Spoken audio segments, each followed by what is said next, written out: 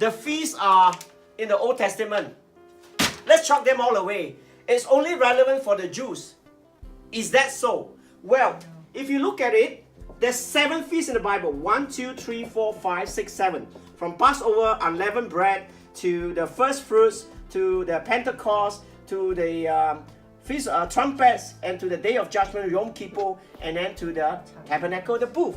Right. These 7 days, God says they are Moedim, my appointed times that happen to be given to the children of Israel because they were under covenant with Yahweh.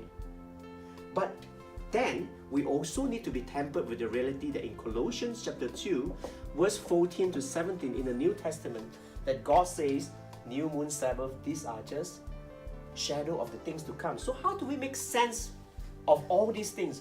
What is the sense making of all these feasts, New Testament, exaltation by Paul?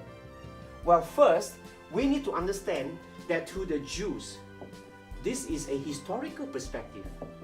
But it is more than historical perspective, because there is another layer. Did you know, and this is going to make your hair stand, did you know that Jesus is our Passover lamb? Or they call it the Paschal lamb. And that is found in John chapter 1 verse 29. Behold, and again, if you miss that, God repeats it again in verse 36. And then if you miss it, the unleavened bread is found in 1 Corinthians chapter 5 verse 7. Throw away the old leaven and be filled with the new leaven of no sin, for Christ is our Passover lamb. So you see, the Bible is very clear. Jesus is our Passover lamb. He celebrated the Passover and instituted the Holy Communion. And he died, and he was our unleavened bread. He was buried. 3 days later, he was resurrected, and he became the first fruits. And 50 days later, that was the Shavuot, the Pentecost. An example, an analogy. God uses a lot of beautiful examples that, like the Christians that came, 2,000 were saved, 3,000 were saved in a day. That was the bountiful harvest. Now, get this, ladies and gentlemen, everyone else. Today, we are living in the era of the church. But does that mean the feast is gone? Yes, we have fulfilled the historical. Yes, Yeshua came, and Jesus came, and he fulfilled every single one. Let me ask you a question. What is the chance of you going to Singapore and happen to land in Changi Airport and celebrate your friend's birthday that you have not met in 400 years? Just say 30 years since you left school. Almost nothing. What is the chance of Yeshua coming and fulfilling to the very dot?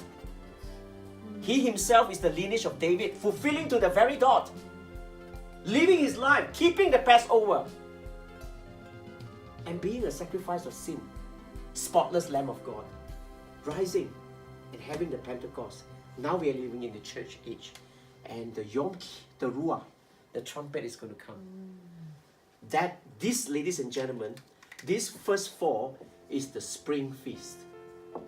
I need to write it in green. This is the spring feast. The next 3 are the autumn feast. The trumpet, the Day of Atonement, the judgment, and the tabernacles. Jesus, when he comes, so he will come at the sound of the trumpet. Whether you talk about pre-trip, post-trip, not here to quabble with that. But there will be a day of judgment, and then we will live together. That from one garden to another garden. You know, the Bible is so beautiful. When you talk about the Feast of Trumpet, the shofar, which is mentioned 72 times in the Old Testament, shofar, it's the 7th month. It's the autumn feast. When the baby on the 7th month, it also starts to listen. God never missed a chance to drop nuggets of reminder to us today that I'm the God who loves you. I'm the covenant-keeping God who have put you under covenant. And this feast of the Lord, Moedim, are rehearsals in the Old Testament. But today, they become signposts for every single Christian, you and I, so that we love the Lord more and are reminded on an annual basis.